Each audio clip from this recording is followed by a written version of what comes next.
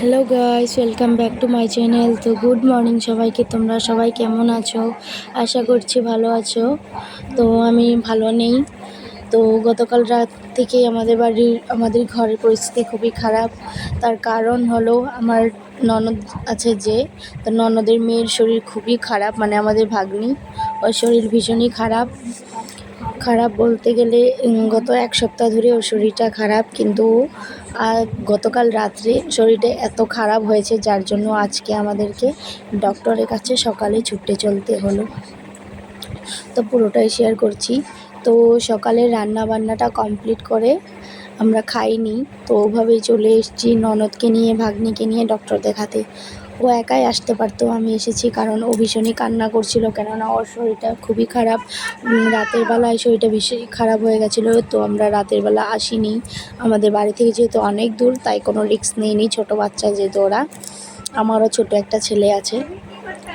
তো তারপরের দিন সকালবেলায় ডক্টরের এখানে এসেছি। তো ডক্টরের এখানে যাওয়ায় ডক্টর সঙ্গে সঙ্গে ওকে দেখেই বলল যে ওর ফিভারটা এত বেড়ে গেছে যার জন্য ওর নিউমোনিয়া হয়ে গেছে।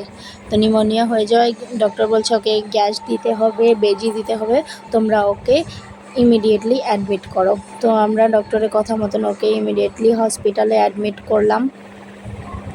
হসপিটালে অ্যাডমিট করার পর আমি যা ওষুধপাতি লাগে, বেজি, ওষুধ যা যা লাগবে, সে হসপিটালের কাগজ সব তৈরি করে ওদেরকে দিয়েছি।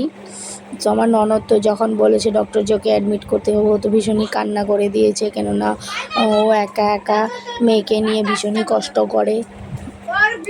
তো যেই না বলেছে ডক্টর ওকে অ্যাডমিট করতে হবে, তো ভীষণই কনফিউজ হয়ে গেছে কি হলো, হঠাৎ করে মেয়েটার যে অ্যাডমিট করতে হবে, ভীষণই কান্না করছে।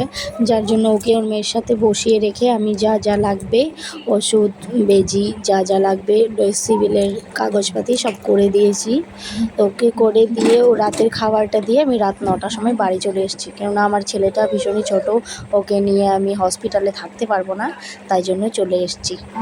তো তারপর দিন সকালবেলা অনেক সকালে উঠেছি, উঠে ঘরের সমস্ত কাজ করে ওদের জন্য দুপুরের খাবার রেডি করলাম। এটা নিয়ে যাব এখন আমি। তো খাবার বানিয়ে নিয়েছি, খাবার বানিয়ে এই যে ভরে নিচ্ছি। আর কিছু জামা কাপড় লাগবে, এগুলো নিয়ে যাব, কেন ওদেরকে ওখানে থাকতে হবে 2-4 দিন মনে হচ্ছে। ডক্টর আসলে পরে বলতে পারবে, এখন যাব আমি। তো এই যে ওদের জন্য এখানে খাবার নিয়ে নিলাম, সাথে একটা আপেলও নিয়ে নিয়েছি ভাগ্নিটার জন্য, ও কিছুই খেতে চাচ্ছে না। এরপরে এই যে দেখো এসছি, আর ওকে দেখেছো, ও কাল অনেক কান্না করেছে, ওর মুখ চোখ কেমন হয়ে গেছে, পুরো ও শুকিয়ে গেছে। তো এই যে এখন খাবার নিয়ে এসেছিলাম ঘর থেকে, ভাত, তো ওটাই ওর মেয়েকে খাইয়ে দিচ্ছে, আমিও সাথে বসে আছি যে ওদের খাওয়া হলে বাড়ি চলে যাব। আর ওদের যা যা লাগবে ওগুলোও আমি আমার ব্যাগে করে নিয়ে এসেছি, কেননা এখানে 2-4 দিন থাকতে হবে ওদের। তো ওর মেয়ের জন্য কাজল, পাউডার, একটা কথা কি জানো, ওর মেয়েকে এখনও কাজলের ফোঁটা দেয়, তো ওর জন্য 2টো নাইটি নিয়ে এসেছি।